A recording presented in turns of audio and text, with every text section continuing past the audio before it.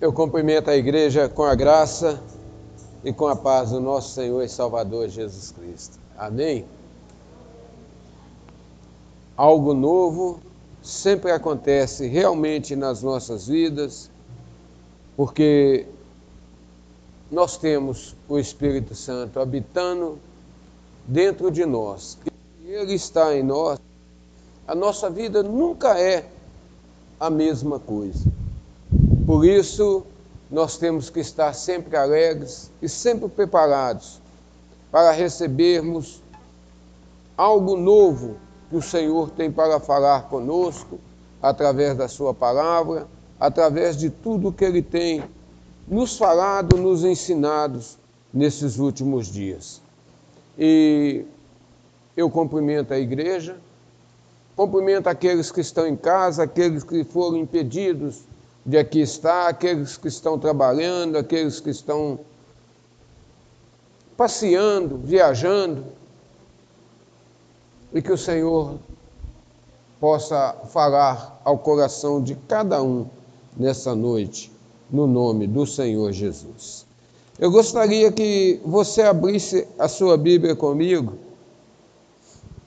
no livro de Gênesis, capítulo 18, aproveitando que nós temos estudado, temos lido o livro de Gênesis, um capítulo por dia com a igreja. Hoje nós chegamos no capítulo 33. Mas eu gostaria de estar trazendo essa mensagem do capítulo 18, porque é uma mensagem que fala a cada um de nós, a todo instante, a todo tempo, aonde vai falar da família, fala das coisas que muitas das vezes nós não damos valor, nós não prestamos atenção no nosso dia a dia, mas é uma coisa real para as nossas vidas. Eu gostaria que você abrisse a sua Bíblia no Gênesis capítulo 18, do versículo 9 ao 15. Gênesis 18, do 9 ao 15.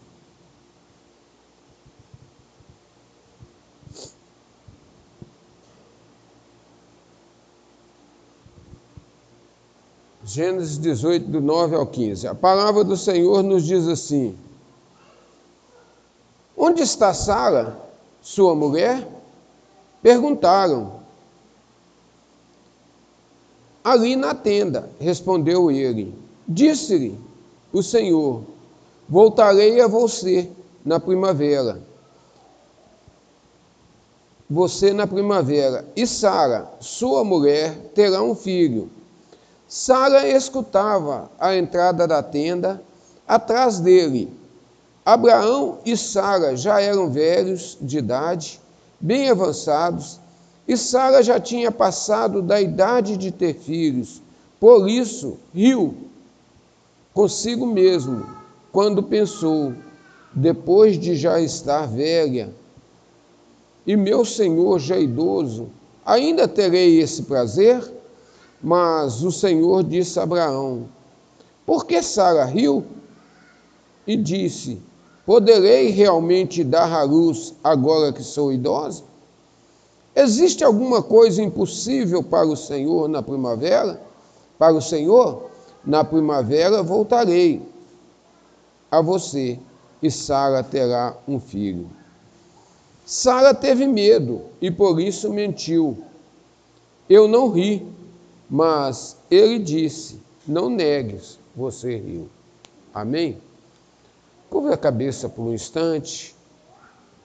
Querido Deus e amado Pai, Senhor, nós te louvamos, nós te glorificamos por essa oportunidade, Senhor, que o Senhor nos dá para falarmos da tua palavra, explicarmos, ó Pai, um pouquinho mais desse texto, que o teu Santo Espírito, ó Pai, abra o nosso entendimento, a nossa compreensão, traga luz, ó Pai, a tua palavra, para que ela entre e fique na nossa mente, no nosso coração, e que possamos, ó Pai,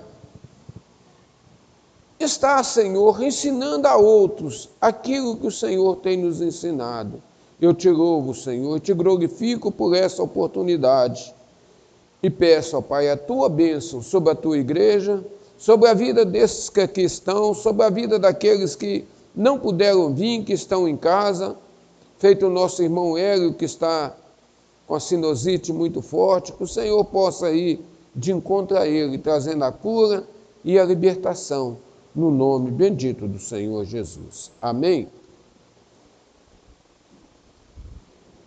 A falta de confiança nas promessas de Deus é sempre reprovada. Deus sempre reprova a falta de confiança. Embora Sara, quando nós olhamos esse texto, a gente para um tiquinho. Sara tinha recebido 3 convidados na sua casa, na sua tenda. E ali agora, os convidados não estavam propriamente dentro da tenda, estavam do lado de fora conversando com Abraão. E esses convidados agora falam para Abraão: cadê Sara? Onde está Sara? E Abraão fala: está ali, na tenda. A tenda provavelmente seria de, não sei se de lona, de couro, de que é, mas devia ser tipo uma tenda hoje que a gente tem, que quem está do lado de fora escuta tudo que se fala do lado de dentro ou vice-versa. E Sara escutava toda a conversa. Mas a Bíblia diz que, nesse instante, Sara riu. Mas a Bíblia relata aqui nesse texto que nós lemos, que Sara riu. Não foi uma risada, não foi uma gargalhada. Sara riu no coração, no íntimo. Foi uma risada que não transpareceu na face, não apareceu em nada, foi somente em pensamentos. Ela disse: olha, ela pensou: poderei eu ter filho nessa idade? Poderia eu ter filho? O meu marido já está velho. Mas nós temos que parar para prestar atenção numa coisa. Sara tinha feito os bolos, tinha servido aqueles homens. Mas no momento que ela duvida, ela é repreendida. Abraão é repreendido por causa dela. Agora, nesse ponto aqui, eu gostaria de trazer um pouco para a família, para o casal, para as pessoas que vivem dentro de um lar, dentro de uma casa. Deus tinha avisado para Abraão no capítulo 17, versículo 17, que ele seria pai, que dele viria um herdeiro, o herdeiro da promessa viria dele e viria de Sara. Nós não sabemos quanto tempo passou do capítulo 17 até o capítulo 18, quantos dias decorreram, mas provavelmente passou um tempo. E o que eu quero dizer para vocês é a falta de comunicação dentro de um casal. Abraão não comunicou com Sara: olha, eu tive um encontro com Deus, e ele me falou que nós teremos um filho, e que esse filho, esse herdeiro meu, não será Ismael, vai nascer de você, Sara. Agora, quando aquela notícia chega para Sara de imediato, Sara toma um baque, Sara toma um susto. Nós podemos estar na onde estivermos, quando alguém cita o nosso nome, a nossa orelha levanta. Nós queremos saber o que estão falando da gente. E eles perguntaram: onde está Sara? Abraão fala: está aí na tenda. E eles primeiramente vão repreender Abraão. Eles repreendem Abraão. Abraão foi repreendido. Então o Senhor disse, 18... Então disse o Senhor, ali na tenda, então disse o Senhor: voltarei a você na primavera, e Sara, sua mulher, terá um filho. Abraão foi repreendido. Abraão foi repreendido porque ele não avisou Sara naquele momento, embora tivesse recebendo anjos, houve uma repreensão. E mesmo ela estando recebendo, servindo, bem servido, quando ela age, quando ela erra, quando ela age mal, quando ela falha, ela é reprovada. Da mesma maneira, o Senhor mais tarde reprova Marta. Quando nós olhamos lá no Novo Testamento, no Evangelho de Lucas, capítulo 10, do 40 ao 42, o Senhor Jesus está participando numa casa. Um almoço estava sendo preparado para ele. Quando de repente aquela que estava trabalhando, a Marta, chega diante do Senhor e diz para ele: Senhor, Senhor, como é que o Senhor fica desse jeito aí? Não está vendo que eu estou trabalhando sozinha? E Maria está aí à toa, folgada, e eu aqui me fadigando de tanto trabalhar. E o Senhor vai dizer para Marta: Marta, Marta, uma coisa só te basta. E Maria, uma coisa só basta, e Maria escolheu a melhor parte.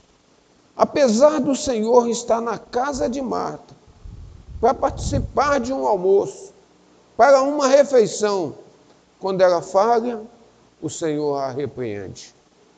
Olha, a nossa vida é engraçada. Quando tem alguém que nós gostamos, alguém que está perto da gente, alguém que convive com a gente o tempo inteiro, muitas das vezes nós não gostamos de repreendê-los. Nós não chamamos atenção quando aquela pessoa erra, quando aquela pessoa falha, nós nos ocultamos, nós concordamos com eles, nós nos omitimos de ensinar para ele que aquela atitude, que aquele posicionamento está errado. Assim como Jesus era convidado, assim como aquele anjo, que era o anjo do Senhor, que era uma teofania, lá no Velho Testamento com Abraão, corrigiu Sara, Jesus também vai corrigir a Marta.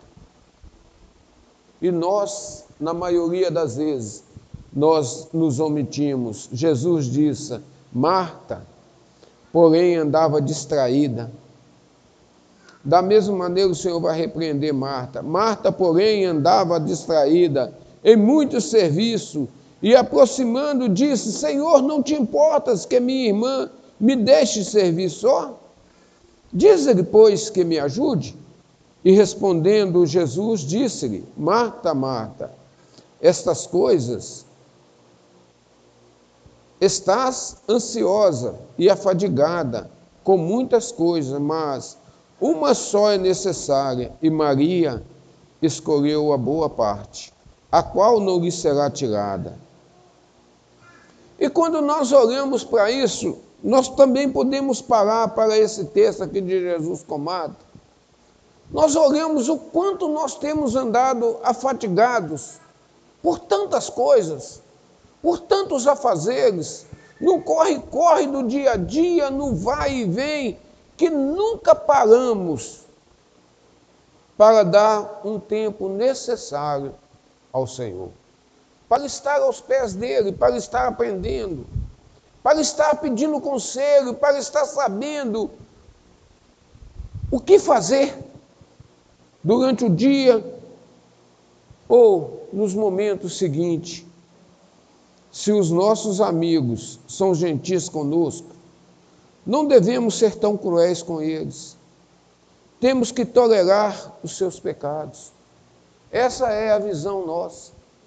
Se os nossos amigos são gentis com a gente, o que importa se eles estão pecando?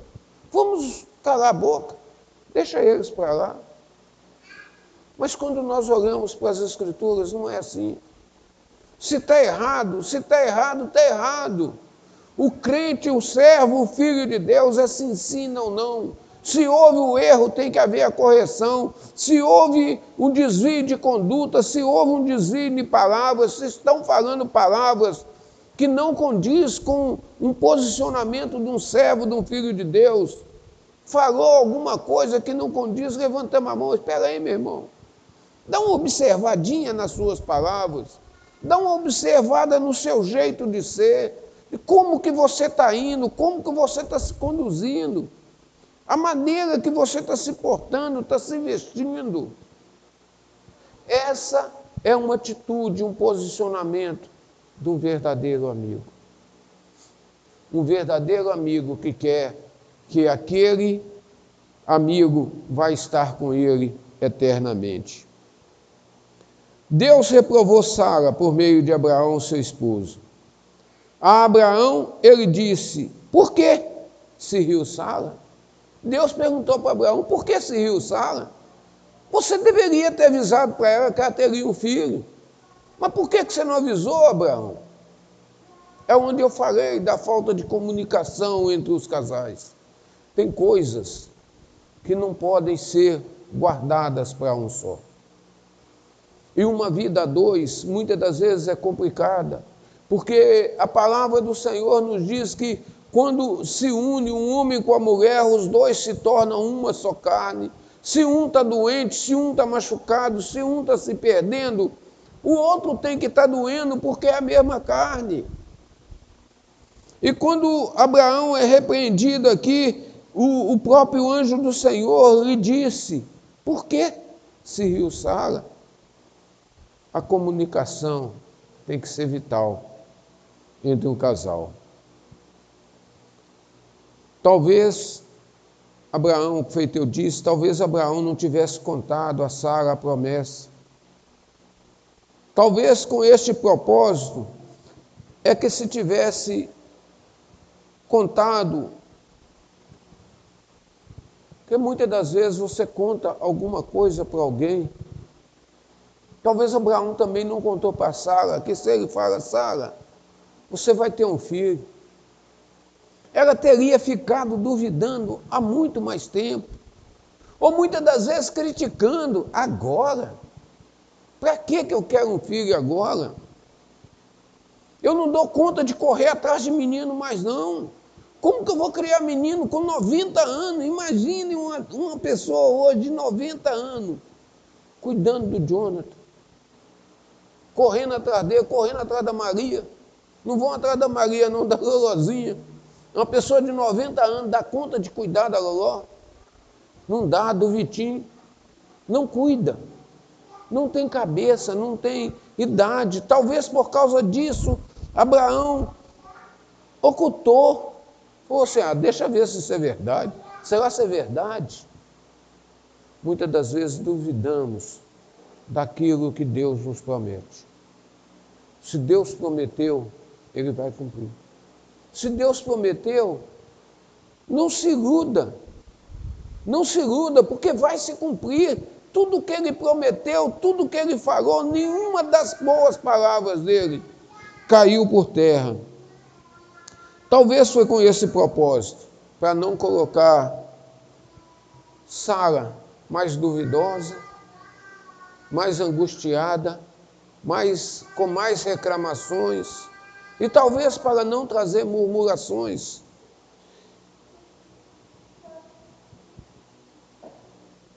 A reprovação mútua, quando há oportunidade para tal, é um dos deveres da relação conjugal. Uma repreensão mútua. Muitas das vezes o casal tem que parar e tem que sentar e um meter o dedo no nariz do outro, você está errando nisso, você está errando nisso, você está falando, maneira aí, e o outro também abrir a boca e falar, vamos pôr os pingos nos is. Vamos acertar a nossa situação, vamos pôr em ordem a nossa vida. Se nós vamos ter que viver junto para o resto da vida, espera aí, vamos parar um tiquinho. Vamos acertar, vamos ver como nós podemos viver bem, sem eu te agredir e sem você me agredir. Vamos concordar em algumas coisas. Vamos colocar limite. Eu não gosto disso e você não gosta daquilo. Vamos ver como que nós fazemos, vamos arranjar uma razão. E muitas das vezes, um oculta segredos do outro, como foi nesse caso aqui, e a repreensão veio sobre o casal. É sempre também oportuno investigarmos a razão do nosso riso. Às vezes nós rimos de alegria, ou às vezes a risada é de deboche, ou às vezes a risada também é simplesmente para demonstrar superioridade. O riso tem várias interpretações. Eu garanto para você, o dia que a Graziela pegou a carteira de motorista, ela já sabia que tinha tirado. Mas a hora que ela pegou a carteira de motorista, que ela entrou dentro do banheiro, talvez, num lugar que ela estava sozinha, ela olhou para a carteira de motorista e riu. E deu risada. É uma risada que ninguém precisava ver, e todas as pessoas que tiram a carteira fazem isso. A hora que pega a carteira, querendo ou não, ela ri de satisfação, ri de alegria. Quando o anjo avisou para Abraão que ele seria pai novamente aos 100 anos de idade, Abraão também riu. Mas a risada dele não foi repreendida. Abraão riu de alegria, Abraão riu de prazer, mas a risada de Sara, apesar de não ter sido demonstrada, ter sido em pensamento apenas, risada de deboche e uma risada de dúvida. Deboche e dúvida. Tanto é que o anjo do Senhor vai falar para Abraão: há porventura alguma coisa difícil demais para Deus? Há algo impossível para Deus? Deve ser dura coisa ser corrigido nessas maneiras, nesse posicionamento. Investigar a razão dos risos, para que não seja o riso dos tolos. Salomão, um dos maiores sábios que a Bíblia nos diz, vai nos falar isso lá em Eclesiastes 7,6. Salomão diz assim, por quê? Eclesiastes 7, versículo 6. Salomão diz, porque qual o crepitar dos espinhos debaixo de uma panela, tal é o riso do tolo. Também isso é vaidade. O espinho só serve para queimar, você põe no fogo debaixo da panela, ele estraga, ele faz barulho, mas está sendo queimado, está acabando. E Salomão vai nos dizer, é o riso do tolo, também isso é vaidade. Por que ela riu? Por que ela riu? Novamente, a nossa descrença e desconfiança é uma grande ofensa a Deus. Quando Deus faz uma promessa, e a nossa descrença, a nossa desconfiança, é algo que traz tristeza para o coração de Deus. Quando alguém te fala, quando alguém te diz, olha, você vai ganhar isso, Deus vai te dar isso. Que é isso? Está longe, está fora das minhas possibilidades. Muitas das vezes a gente pensa assim e ora pelas nossas forças, pelo nosso posicionamento, o nosso salário, o que nós ganhamos, a gente acha impossível. Mas não tem impossível para Deus. Deus levanta pessoas, Ele move céus e terras para abençoar os seus, para abençoar os seus filhos. Então não duvide das promessas de Deus. Ele não gosta de ter as objeções dos sentidos colocadas em contradições com as suas promessas. Deus não quer que duvidemos das promessas dele e colocamos sentido contrário àquilo que ele está falando. Quando ele falou que Sara teria um filho, que na primavera ele voltaria, Sara duvidou completamente. E isso soou ruim ao ouvido do Senhor. Em Lucas, capítulo 1, versículo 18. Lucas 1, capítulo 18. É engraçado que aqui vai haver uma punição. Disse então Zacarias ao anjo: como saberei isso? Pois eu sou velho e a minha mulher avançada em idade. Zacarias tinha passado uma vida orando a Deus, pedindo a Deus um filho. Ele e a esposa dele, Isabel. Mas quando chega a hora exata, que era uma oportunidade única, muitos sacerdotes existiam, mas a maioria passou a vida inteira sem nunca ter a oportunidade de entrar no Santo dos Santos. E Zacarias foi sorteado daquela vez. Quando Zacarias está ali dentro, agora o anjo avisa para ele: olha, as suas orações foram ouvidas. Isabel, sua mulher, vai ter um filho. Zacarias também duvidou. E o anjo vai avisar para ele: por que tu duvidaste? Você vai ficar mudo. Você vai ficar mudo. E a vida do ser humano, as nossas vidas, é sempre baseado nas dúvidas. Quando nós olhamos a história de Sansão, lá atrás, em Juízes, nós paramos um pouquinho. No anjo aparece a mulher de Manoá. A mulher que nem nome tem, só fala que ela era mulher de Manoá.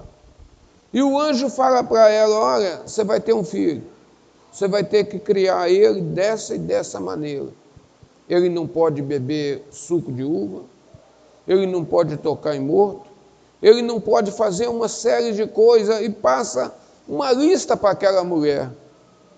Mas Manoá não estava em casa.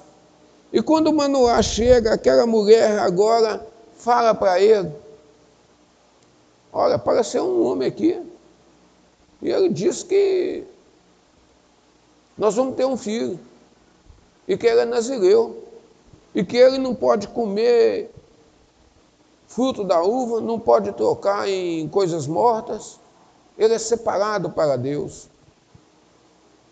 Aquele homem vira e duvida da palavra da mulher, e fala assim: olha, eu vou trabalhar. Se ele voltar aqui, você fala com ele para me esperar. Ele tem que falar comigo, não é com você não. Sou eu que sou o chefe, sou eu que mando. E muitas das vezes esquecemos que quando Deus criou o homem, Deus disse: olha, deixará o homem pai e mãe e unir-se-á a sua mulher, e serão ambos uma só carne. Um relacionamento onde não conseguimos confiar no que a mulher nos falou, no que o homem falou para a mulher ou vice-versa. É um relacionamento que está fadado a ter um fim muito rápido. E quando aquele anjo volta, aparece novamente aquele homem ali. Agora ele aparece diante ali novamente, e a mulher sai correndo e vai chamar Manoá. E Manoá pergunta para ele: o que foi que você disse para essa mulher? O que você disse para essa mulher? Ele nem diz: o que você disse para minha esposa? Para minha metade? Para a pessoa que convive comigo? O que você falou para essa mulher aí? Como se fosse uma coisa qualquer. E o anjo repete para ele as falas. E ele fala assim: não, espera aí que nós vamos fazer algo. Faz uma comida. E o anjo fala: não comerei, mas coloca ali. Ó. A hora que ele coloca lá, o anjo do Senhor vai lá e toca. E aquele negócio pega fogo, some tudo, e no meio da fumaça ele sobe e vai embora. E ele fala: ai, vamos morrer, porque vimos a face do Senhor. Novamente a mulher tem que entrar em ação. A mulher fala assim: olha, não vamos morrer, porque vimos o Senhor, nós não vamos morrer não. Porque se ele quisesse nos matar, ele já teria nos matado antes. E muitas das vezes os ensinamentos, as coisas que tem na palavra do Senhor, é para a gente prestar atenção e colocar em prática na nossa vida, no nosso dia a dia. Não adianta mentir, não adianta esconder, não adianta tentar poupar o outro dos problemas. A vida é para ser vivida a dois. E uma vez que ela é para ser vivida a dois, tem que ser com transparência, tem que ser com honestidade, para que o outro não seja repreendido. Sara foi repreendida por causa de Abraão, mas Abraão recebeu a repreensão também. Uma pergunta é feita, uma pergunta que é suficiente para responder a todas as críticas dos homens. Haveria coisa difícil ao Senhor? É uma pergunta para as nossas vidas, para os problemas que passamos no dia a dia, nas lutas que cada um de nós aqui tem, no nosso sentar, no nosso levantar, nas decepções que temos na vida, nas amarguras que temos, muitas das vezes, de pessoas, ou situações que a gente acha que não deveria ter acontecido, que a gente não merecia ter vivido.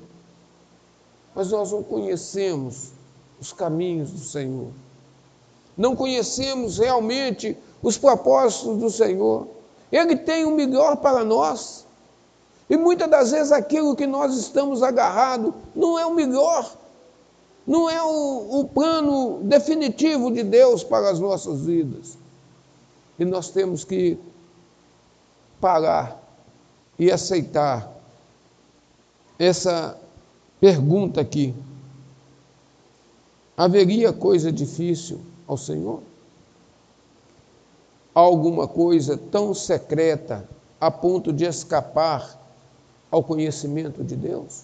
Alguma coisa que você pensa, que você sonha, que você deseja? Seja sonhos egoístas, seja sonhos de grandeza, de posição, de melhoramento de vida, de ajuda a outras pessoas e tudo mais, que você pensou, que você sonhou, há alguma coisa oculta aos olhos do Senhor? Não, não há. Não há impossível para Deus. Não há nada impossível. Alguma coisa tão difícil a ponto de exceder o seu poder? Alguma coisa que excede ao poder de Deus? Não, não há. Ele é o Senhor, Ele é o conhecedor. Ele conhece o ontem, o hoje e sabe do amanhã. Não, nem dar um filho a Sara na sua avançada idade é problema nenhum. Não é problema. Sara se esforça totalmente para ocultar o seu erro. Sara negou dizendo, não ri, não ri. E ela vai ser repreendida mais uma vez, pensando que ninguém iria contradizê-la. Olha, é aquela situação que eu falei com você. Você está na casa de uma pessoa, você é convidado, você está almoçando, aquela pessoa erra, aquela pessoa falha, e muitas das vezes é consciente que está fazendo algo errado, e ela diz, ninguém vai me contradizer. É a história aquela partida de futebol, feito eu era ruim de bola mais do que tudo, mas eu tinha uma bola, então eu estava no time, eu tinha que julgar, porque senão eu pegava a bola, punha debaixo do braço e ninguém julgava, então eu tinha que ser escolhido. É a mesma situação dessa aqui. A pessoa está errada, está falha, mas para um tiquinho e pensa, opa, estou dentro da minha casa, eu estou servindo, eu não sou repreendido. Repreenda, repreenda. Não deixe que uma pessoa perca a salvação por nada. Se você olhar a história de Abraão, um pouquinho antes, quando Abraão intercede por Sodoma, pouquinho antes, não, acho que é depois. Depois, Abraão vai interceder por Sodoma. Esses 3 anjos começam a andar em direção a Sodoma. E Abraão agora vai parar um pouquinho. E esses anjos, 2 seguem em frente e um fica para trás. E ele vai dizer: poderia eu ocultar alguma coisa de Abraão? Poderia ocultar eu alguma coisa de Abraão? E ele mesmo responde: não. Pois Abraão virá a ser pai de muitas nações. E por ele ser pai de muitas nações, ele vai ter que instruir os seus filhos. E eu sei que ele vai instruir os seus filhos direito. Então o que aquele anjo está falando ali? Aquele anjo do Senhor, que é o próprio Senhor, está dizendo: ocultarei eu alguma coisa de Abraão? Não posso. E ele começa a falar: olha, vou destruir Sodoma. Aquele anjo do Senhor, a impressão que se tem é que ele não está ali numa posição de Deus, mas ele está numa posição ali de um amigo conversando com o outro. E ele vai dizer para Abraão: olha, vamos destruir Sodoma. E Abraão fala: Senhor, espera aí.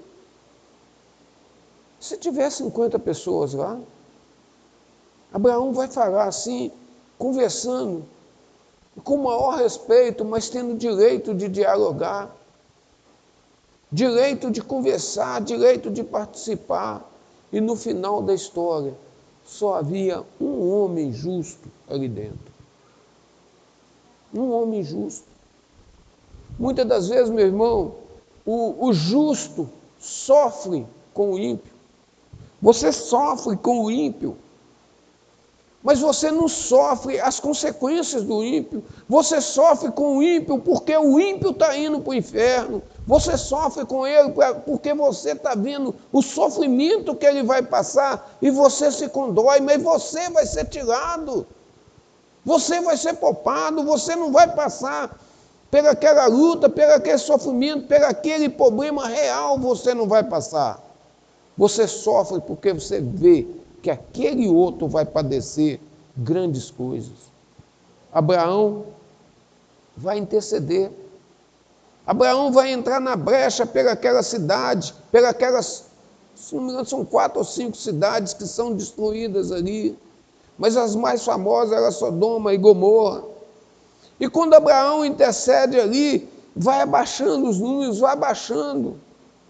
De 5 cidades, Abraão falou assim: não, 10 pessoas em 5 cidades, 10 justos tem que ter. Vai haver 10 justos, se houver 10, Deus não vai destruir. Mas em 5 cidades não tinham 10 pessoas justas.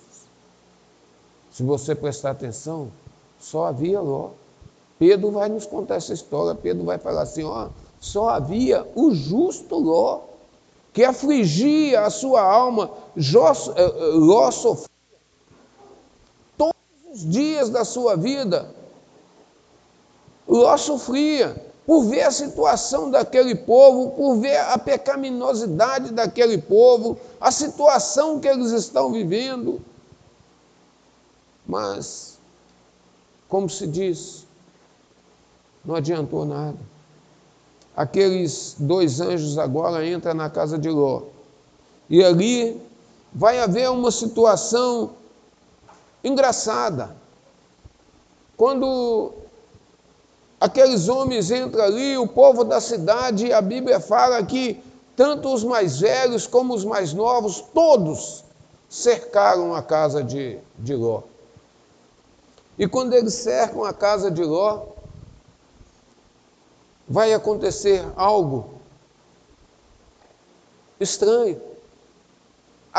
Eles queriam abusar daqueles homens que ali tinham entrado, e Ló fala: não, moço, respeite a minha casa, respeite o meu teto. E eles falam: não, não, se você não nos entregar, nós vamos arrombar, nós vamos invadir. E Ló oferece as filhas dele: eu tenho 2 filhas aqui, leva elas, faz o que vocês quiserem com elas, mas não abuse de quem estiver debaixo do meu telhado. E aqueles homens agora vão dizer para Ló: olha, mais mal te faremos agora do que a eles. E no mesmo instante, um daqueles anjos puxa Ló para dentro e fere aquele povo de cegueira.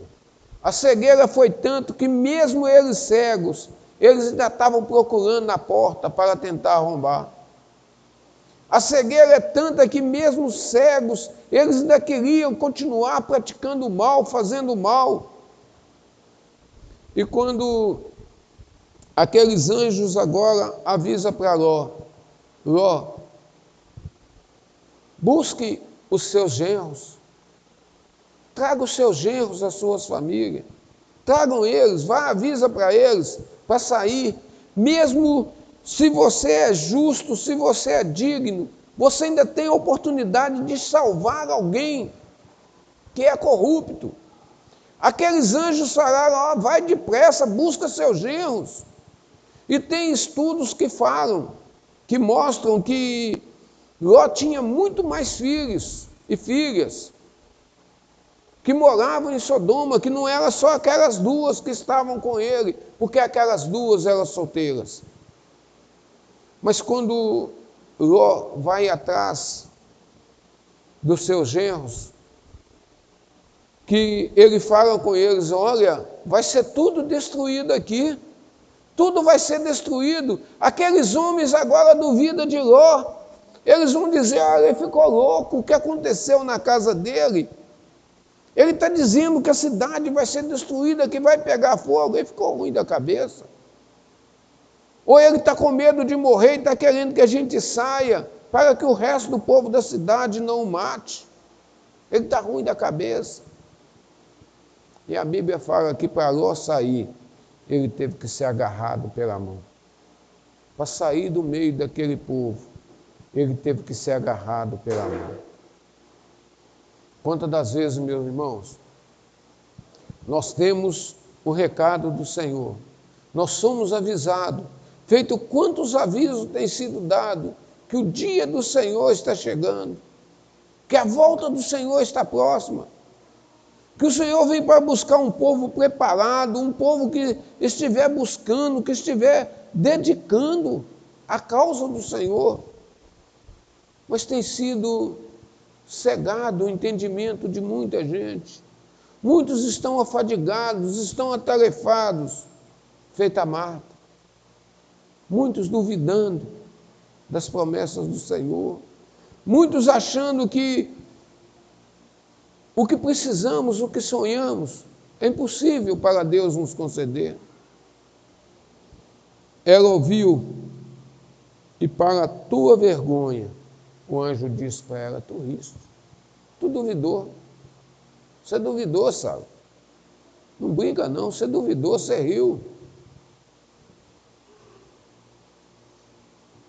Uma retratação da sua confiança. E aí é que a ficha de Sara vai cair.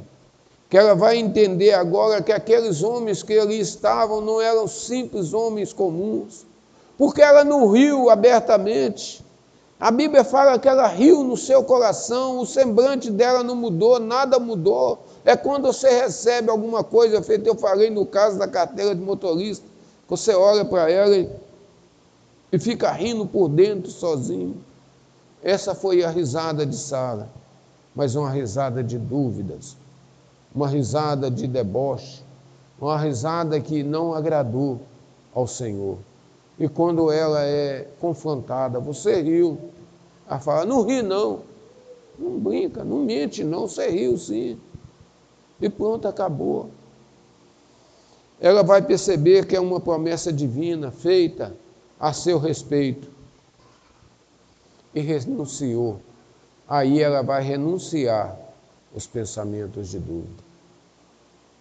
Quantas dúvidas têm pairado nas nossas cabeças?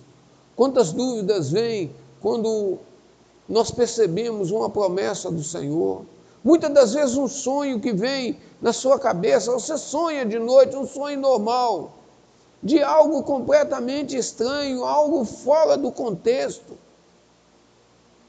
E muitas das vezes a gente fala, mas isso é impossível, isso não pode acontecer, não tem como. Esquecemos o Deus que nós servimos, que é o Deus do impossível. Mas houve um esforço dela para encobrir um pecado, uma mentira. É uma vergonha agir mal, mas é uma vergonha ainda maior negá-lo. Agir mal é uma vergonha, mas negar que agiu mal ainda é pior. O erro de Sara ainda foi pior. Quando ela ainda tenta contradizer, não ri, não. Isso é somente somarmos iniquidade à nossa iniquidade. É aumentar iniquidade em cima de iniquidade, mentira em cima de mentira. Uma mentira vai puxando a outra e puxa a outra. E uma dúvida no coração é algo que vai trazer amargura por muito tempo. O medo da repreensão frequentemente nos atrai a ciladas. O medo de ser repreendido, de ser pego, de ser fragado, que nós erramos, que nós falhamos, nos leva a ciladas. Isaías 57:11 vai nos dizer isso. Quando Isaías vai proclamar, Isaías 57:11, ele diz: mas de quem tivesse receio ou temor, para que mentisse e não te lembraste de mim, nem no teu coração me puseste? Não é porventura porque eu me calo, e isso já desde muito tempo, e não me temes? Quando Deus manda Isaías falar isso, Isaías está falando assim: olha, Deus está dizendo, Ele está vendo todos os seus erros, os seus pecados, mas Ele não te corrigiu ainda não. É por misericórdia, é por amor, por carinho, é para que você tenha tempo para se corrigir. Mas se não há correção, se não há intenção de mudança, a repreensão virá. A repreensão vai vir, ele vai dizer aqui: não é porventura porque eu me calo, e isso já desde muito tempo, e não me temes. A pessoa vai errando, vai falhando e vai perdendo o temor de Deus. Vai perdendo o temor. Nós nos enganamos se pensamos que enganamos a Deus. Não pense que o pecado caiu no esquecimento, que foi passado. Se você olhar, no que eu estou lendo demais esses dias, o livro de Gênesis, você vai prestando atenção nos detalhes que tem ali. Quando você pega a vida de Jacó, Jacó enganou Esaú para pegar a progenitura, para ser o mais velho, o filho primeiro. Enganou seu pai, enganou, saiu enganando tanta gente, fazendo tantas coisas, tantas trapaças. Mas quando ele está fugindo de Esaú, Deus aparece para ele em sonhos. E ele vai para a terra de Labão, lá e passa 20 anos com Labão. Mas, de repente, quando José nasce, Deus fala com ele: volta para a sua terra, volta para a casa de seu pai, está na hora de você voltar. Jacó ali vai resolver a situação, chama Labão e fala: olha, já trabalhei 14 anos para você, agora está na hora de eu trabalhar para a minha família. Labão fala: me fala o salário. Ele fala: não tem salário não. Nós não vamos combinar salário não. Nós vamos combinar sim. O que nascer dos bezerros aí, das ovelhas, e o que nascer pintado, listado, malhado é meu. E naquela julgada ali, Jacó ainda ficou mais 6 anos. Agora ele estava trabalhando para ele, a mão de Deus estava guiando. Não foi aquelas varas que ele riscou, que ele listrou, que fez as ovelhas produzirem, não. Foi o próprio Deus. É que chegou a hora dele se prosperar, dele crescer, dele começar a trabalhar para ele próprio. Mas quando chega na hora dele sair, Deus fala com ele: volta. Ele vai voltar. Raquel vai furtar os ídolos do seu pai, os terafins. Mas antes de Jacó ir para a casa de Isaac, para ir morar com seu pai Isaac, que era vivo ainda, Jacó desvia do caminho. Era para ele ir aqui nessa linha, ele faz isso. Ele vai ao encontro de Esaú. Agora Jacó tem um encontro com o anjo, ele vai lutar novamente com Deus, aonde o nome dele vai ser mudado de Jacó para Israel, aonde vai mudar. Mas o velho Jacó nunca saiu dele, é a mesma coisa nós nos tornamos Israel de Deus, mas o velho Jacó que há na nossa vida não sai fácil. A Bíblia vai alternar, de vez em quando fala Jacó, de vez em quando fala Israel. Quando está falando de Israel, está falando em Israel, o celestial. Mas quando está falando em Jacó, está falando no trapaceiro, que é eu, que é você, que vamos viver uma vida precisando de consertos. E quando nós observamos o desvio que Jacó fez para encontrar com Esaú, quando ele tem um encontro com Esaú, ele se curva diante de Esaú 7 vezes e vai chamar Esaú de Senhor. Ele devolve para Esaú aquela progenitura que ele roubou. Ele está dizendo, não, você que é o Senhor, você que é o mais velho, a posição é sua, ele tem um conserto. É aquela mesma história lá do Novo Testamento, onde vai falar do filho pródigo que está voltando. E o outro irmão não o aceita, mas aqui acontece o inverso. Quando os dois se encontram, Jacó deve ter ficado até decepcionado, porque Esaú não faz nada. Esaú simplesmente o abraça e o beija. E há um conserto ali, uma mudança.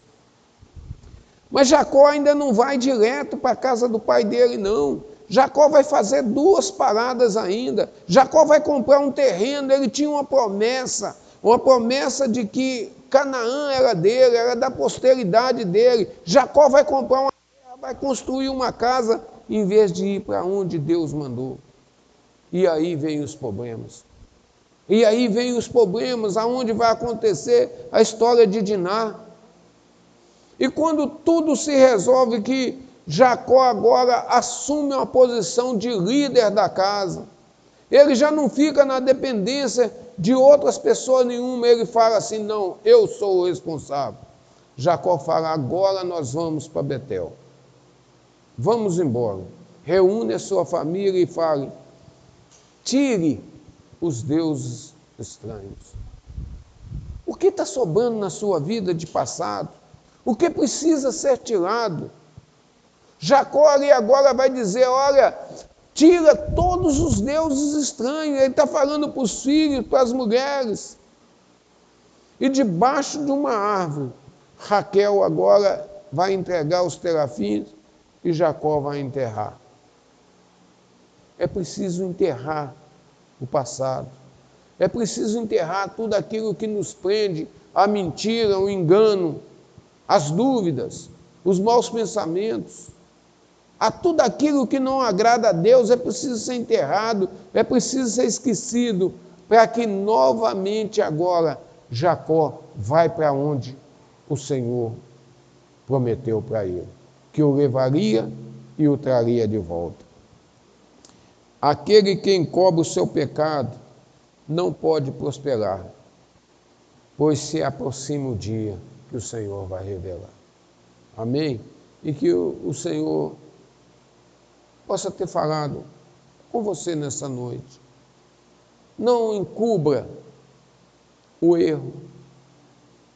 Sonde no seu coração, peça ao Senhor, sonda-me, Senhor, feito disse Davi, e mostra-me se tem alguma coisa que eu preciso tirar da minha vida, que eu preciso enterrar, para que eu chegue aonde o Senhor quer que eu chegue, aonde o Senhor quer me levar, que é Betel, para que ali eu possa adorar em espírito e em verdade. E que o Senhor vos abençoe poderosamente, no nome do Senhor Jesus. Amém?